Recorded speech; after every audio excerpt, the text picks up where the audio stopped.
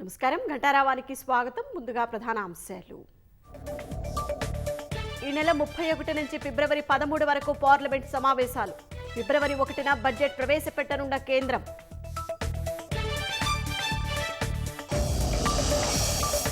వంద శాతం రుణమాఫీ ఎక్కడ చేశారో చెప్పాలన్న కేటీఆర్. నిరూపిస్తే బీఆర్ఎస్ ఎమ్మెల్యేలంతా రాజీనామా చేస్తారని ప్రభుత్వానికి సవాల్. కేటీఆర్ వైఖరిని తప్పుపట్టిన ఎంపీ చామల కిరణ్ కుమార్ రెడ్డి. బీఆర్ఎస్ మేనిఫెస్టోలో అమలు చేసింది 0 అంటూ ఎద్దేవా.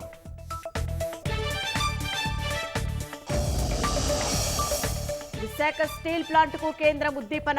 11,440 కోట్ల భారీ ప్యాకేజీ ప్రకటన.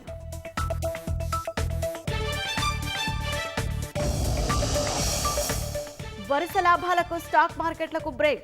100 పాయింట్ల నష్టంతో ముగిసిన సెన్సెక్స్.